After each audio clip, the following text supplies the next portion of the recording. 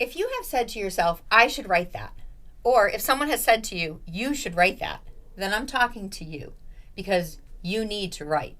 And that's why you're tuned in to Why Write.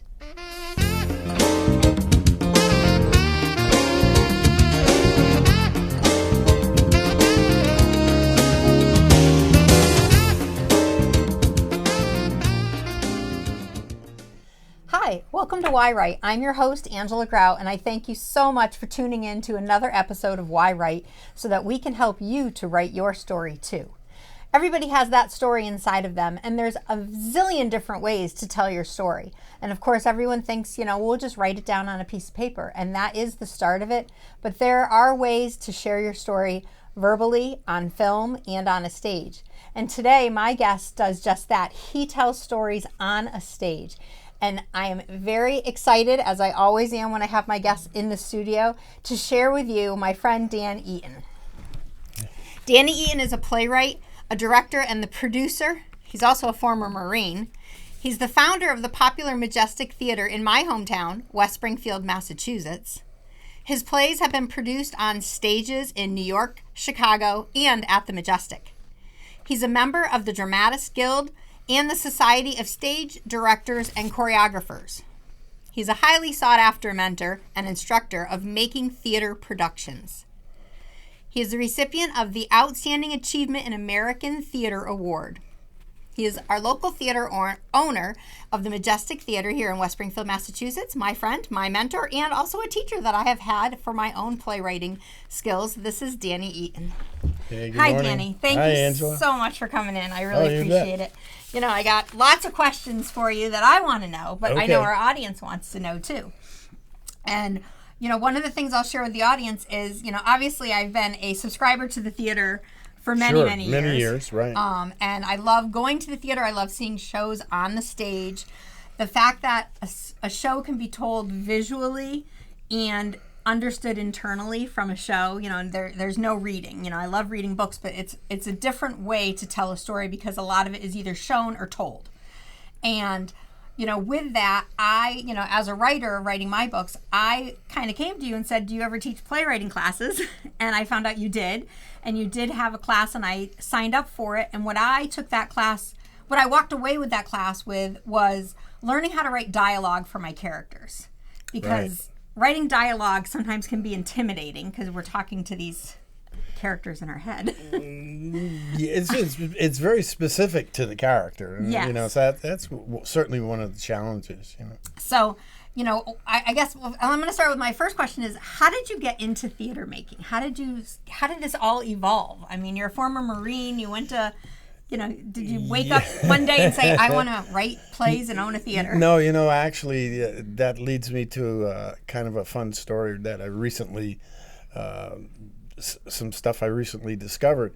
But I credit my dad. My dad was a great storyteller. And he could just spin stuff off the top of his head, with a snap of a finger. So I always, since a child, I've always imagined myself as a storyteller. And to this day, it's what I say that I do. I tell stories, but I tell stories on stage. But some years ago, I had listed my condo for sale. And then the real estate agent said, well, you have to hire a stager, right? So I said, oh, okay. So I hired a stager, and basically I had to empty the condo out of everything you own. Oh, my God, so much stuff. Well, recently I started going through some of that stuff, and I found manuscripts of plays that had gotten produced years back that I thought I had lost. So there are 3 full-length plays, a bunch of short stories, and this one thing, this is a treasure for me. I call it my first book. It's called my farm book. I wrote it when I was 6 years old. Oh. And, kind of put it together, and it's got drawings, and it's got poems that I wrote in it. and it's got little math examples, like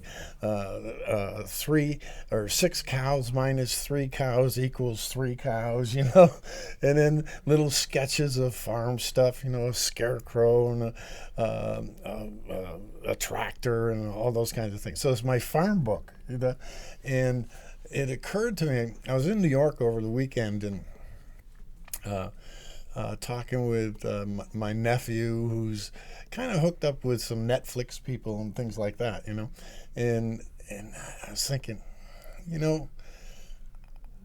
I'm the same person today in my 77th year that I was when I was 6 years old. I swear to God, I'm the same person.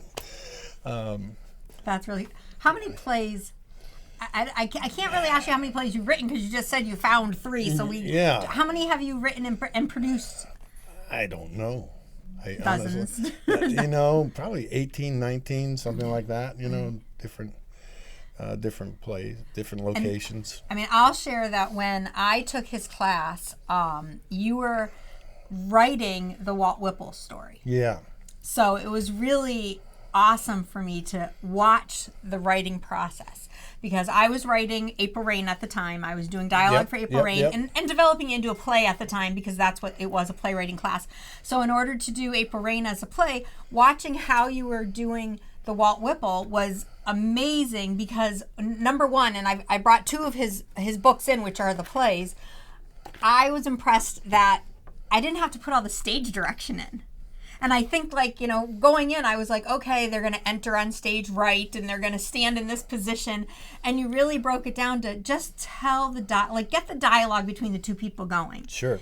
And after that class was over, I came in and shadowed you doing the directing of the play of Walt Whipple. So bringing it from, your mind to the page to a table read to then bringing it into rehearsals and casting people. But when they were actually performing it, I remember saying to you at one point, you were handing notes to the actors. Yeah. And I said, well, what did you hand them? And you go, you'll see. So the girl came out and she redid the whole scene in a whole different tone and dialect. Yeah. And, you literally just gave her a little stage direction on there. And, right. It's not written in the script how she's supposed to perform it. So as an actress, it gave her the free will to be able to say, okay, this is how I interpret these words. And then you as the director and the producer and the writer, because I did say, as a writer, can you do that? And you said, well, if you're the producer, the director, and the writer, you can give those suggestions. You can do that.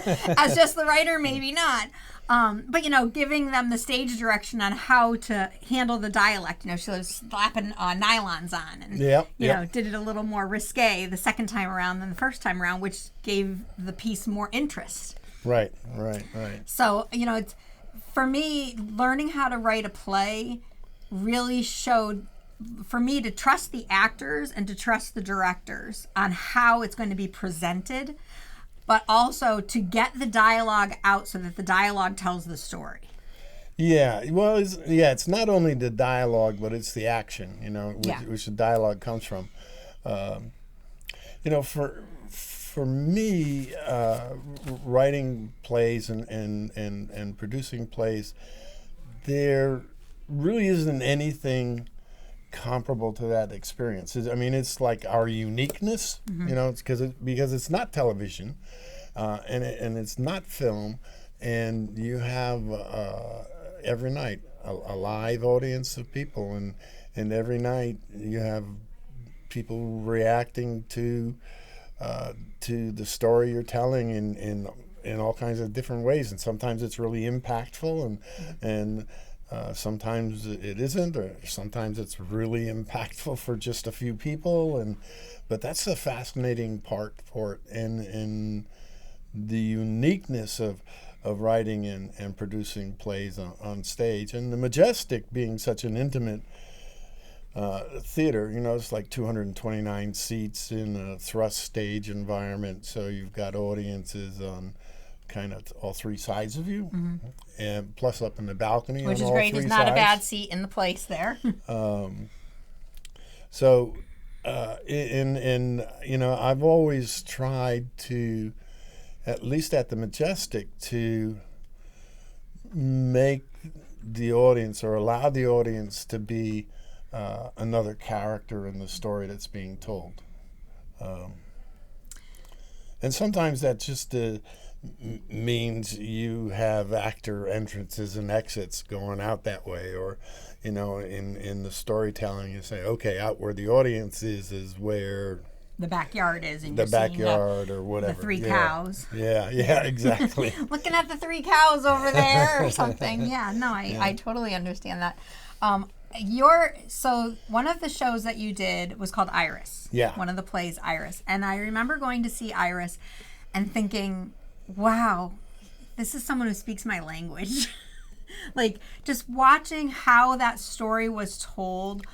It was about a girl who's in a coma, and while she is in the hospital in this coma, she's there long term. I want to say maybe she's like 20 or something years old, and they end up finding out that she's pregnant after she's already been there about 6 months. So obviously she got pregnant. Someone impregnated her while she was in this coma. And so there's the mystery behind who is the father, but there's also the beautiful story of what's going on in her mind, because you see her, dancing on the stage when we know she's really in a coma, but this is going on in her imagination.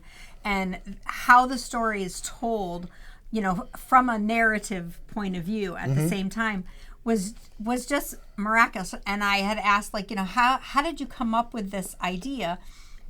And you had shared that, you had read somewhere that there was a girl who got in a car accident, and I don't know if she got pregnant in the hospital or, what it was, but you took something from, a newsworthy story that, I've read Stephen King sometimes said he's read something in the paper and then twists it all around. Right. And, watching you do that allowed me to say, you know what, it's okay to take reality and turn it into a show. Oh, it absolutely is.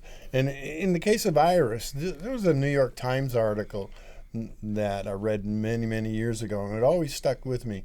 And historically, it was a young student from Cornell, 20-year-old, who's, I think she was a freshman in college, and she's in this horrible, horrible traffic accident. Well, physically she survived the accident, but, she was essentially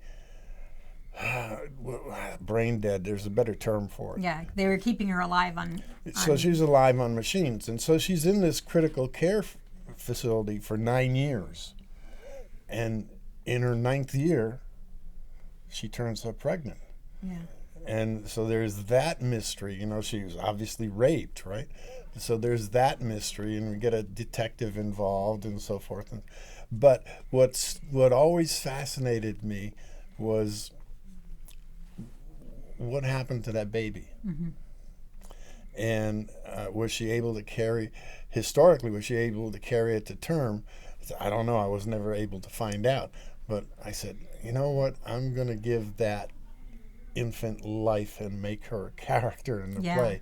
And so we got this whole sort of fantastical mother-daughter thing that happens, and this whole romantic thing that happens between the handyman and the woman who's in a coma.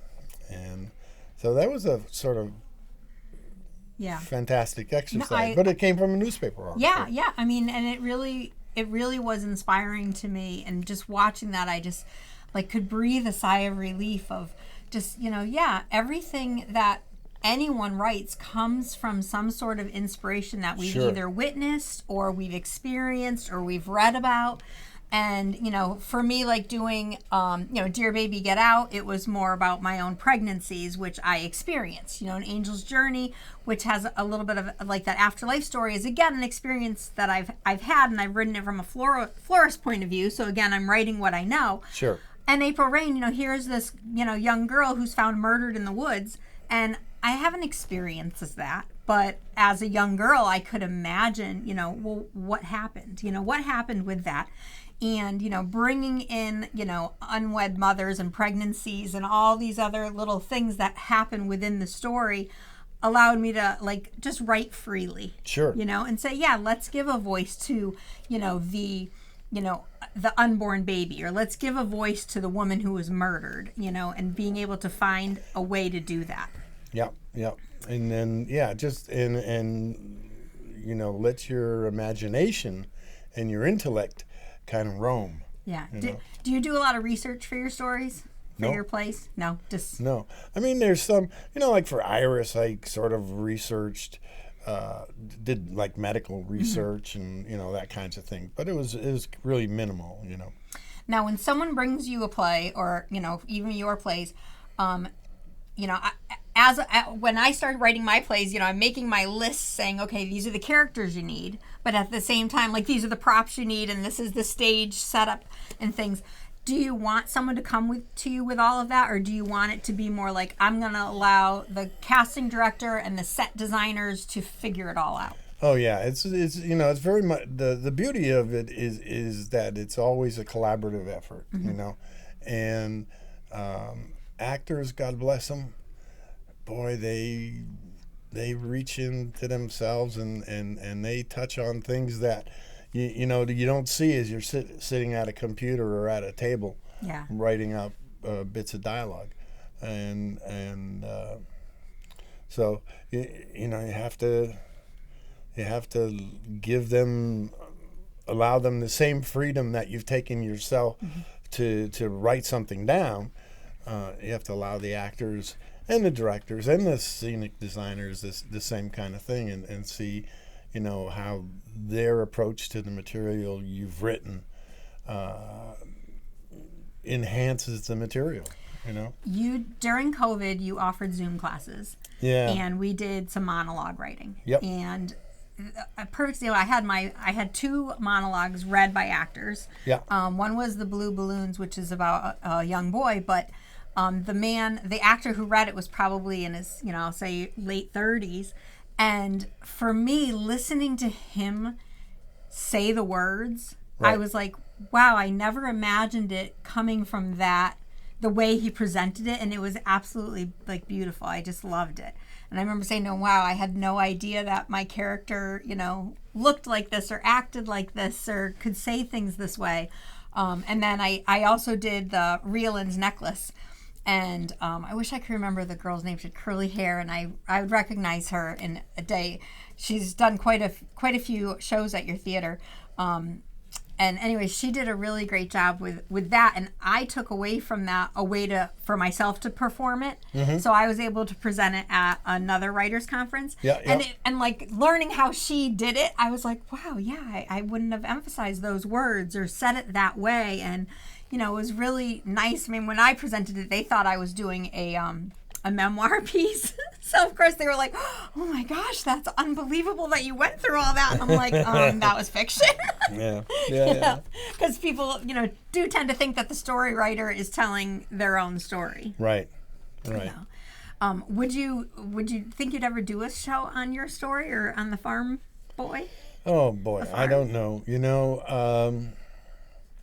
I'm trying to decide what my next project might be. So I've got a play coming up in, I think it's January or February at the Majestic called The Lady Slipper. And that you've written? Yeah. And I'm excited about that. We've got a really great cast in place. And my friend, British director James Warwick, is going to direct it. So this is a first time for me not directing my own plays. Mm-hmm. So that's going to be kind of interesting. But James is also taking the script over to London a little later this summer and hopefully shopping it around a little bit over there. So we'll see what comes of it. So what does that mean when he's taking like the Lady Slipper to London to shop? Is he bringing it to theaters to have other theaters read it, or is right to other producers and directors he knows across the pond, and see if we make a connection there. It's interesting because as much as we really like British theater here in America, they like American theater. They like American theater over there. So it's kind of curious. So maybe knock on wood, who knows, something will happen with it. But so my next project beyond that, we used to neighborhood gang of kids when we were teenagers. You know, there's still a group of us who are still alive and kicking. And pre-COVID, we would get together like once a month for a lunch somewhere, you know, and just touch up and catch up on things. And, you know, we'd find out who amongst us had passed away, and, you know, and we have a big board, like sort of a memorial board of everybody who's left us, you know. But so kind of thinking somewhere along those lines, there's a story in there, you know, like the last meeting of the old Sugar Bowl gang. You know, the Sugar Bowl was kind of a greasy spoon restaurant in our neighborhood growing up, and so I may use that, you know. And you grew up here in Agawam? In Springfield. Oh, in Springfield, okay. Yeah. So that we'll see. Oh, but amongst this pile of stuff, I found out there were 3 plays that 2 of them are unproduced. One of them was produced down at Penn State many years ago, and I thought I had just lost that script. And there's the manuscript, and so I have to start going through there. And plus short stories I wrote from Spain. It's fun that you keep them, because I do sometimes say, like, when do I throw away, you know, rough drafts or first drafts, or, you know, something that you never throw away anything you've written because you never know where you're going to use it. So, you know, you always have that like little pile of ideas, and you dip in and say, okay, maybe I can use this. But, you know, when do you toss them away?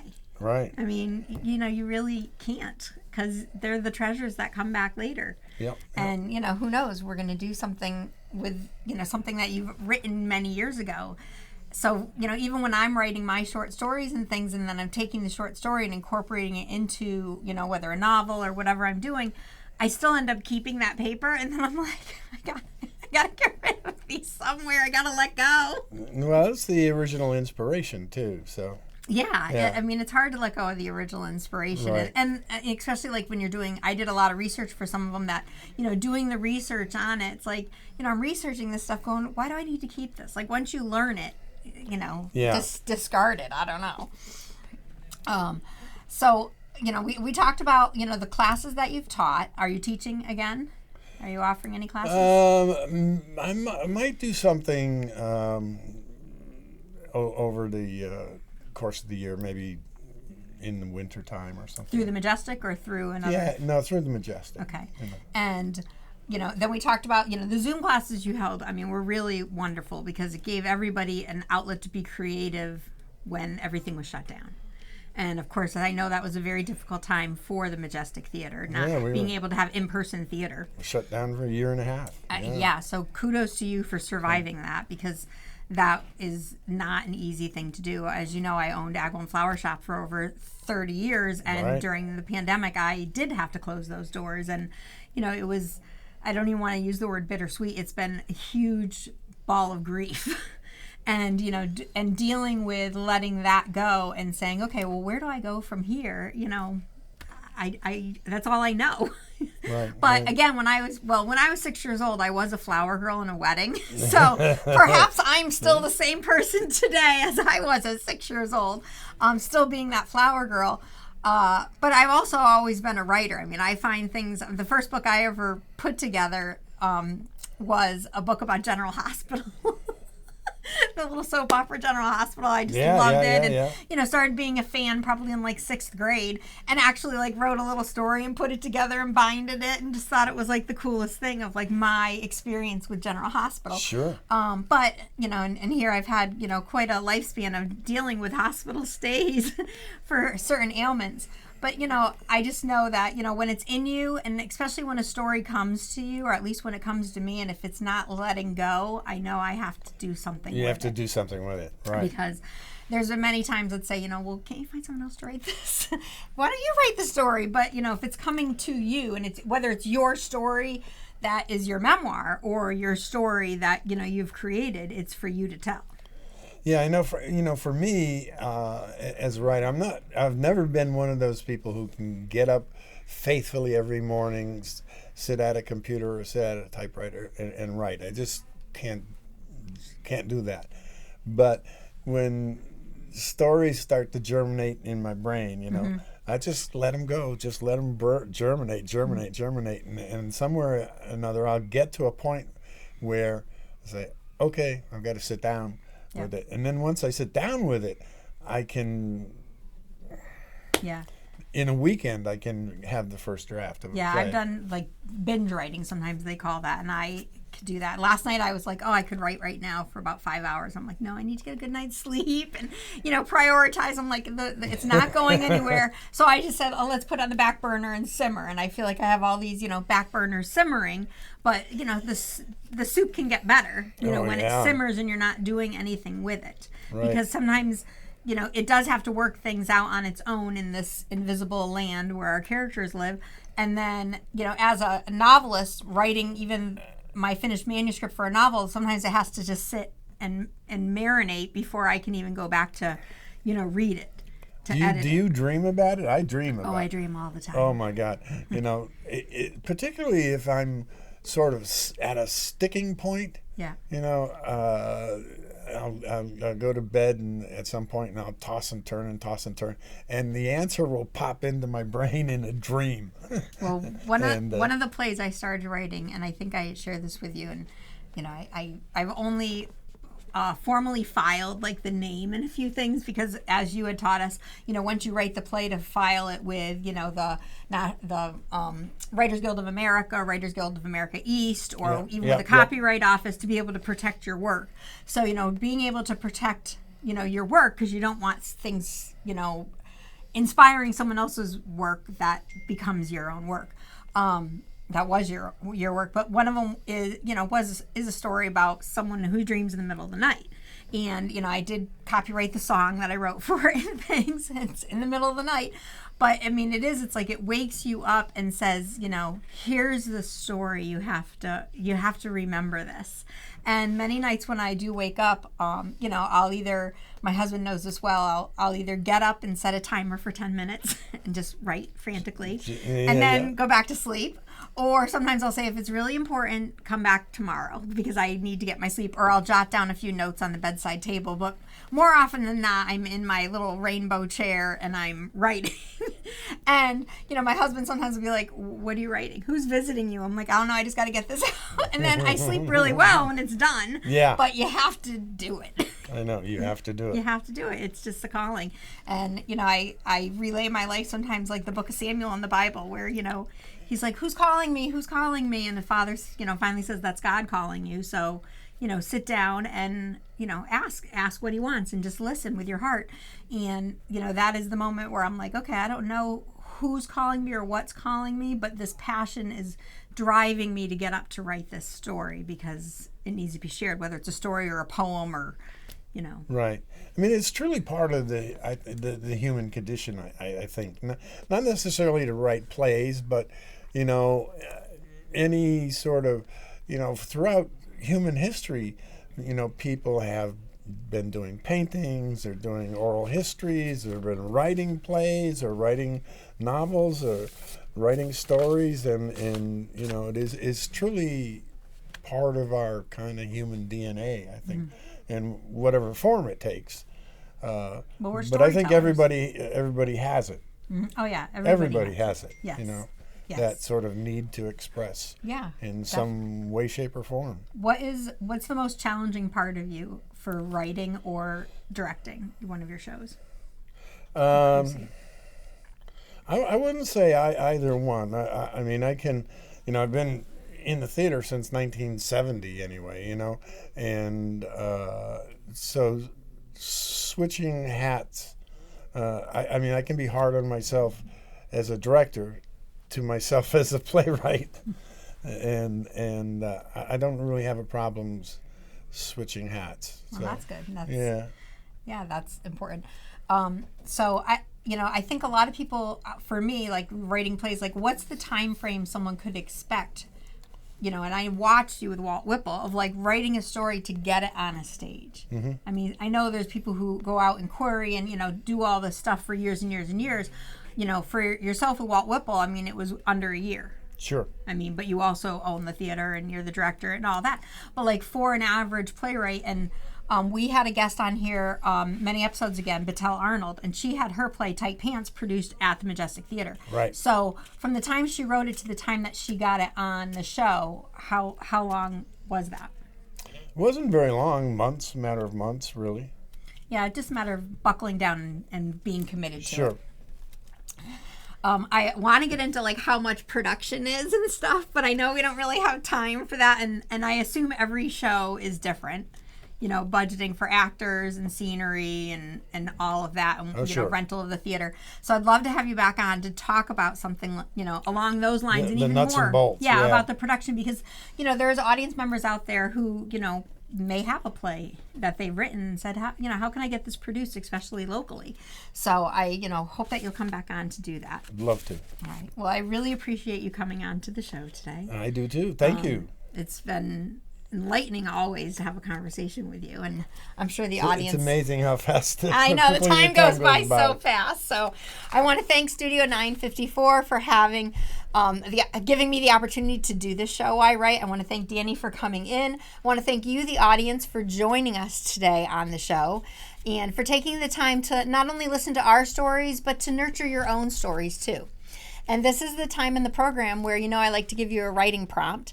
And since today we've been talking about playwriting, what I want to tell you is, let's take out your pen and paper, set your timer again for, 10 minutes, and we're going to have you write some dialogue. So we're going to have you pick 2 characters, and you're just going to let them talk to each other back and forth on the paper. Let one of them be you. Let one of them be your dog. Doesn't matter. Talk to somebody that you'd like to get to ask some questions, and just feel out the whole conversation right on the paper. Start off with, hi, how are you? Or what's new with you? And let your character answer. All right, enjoy writing, and thank you so much for joining yWrite. We will see you next time, and be sure to subscribe to us on YouTube at yWrite with Angela Grout.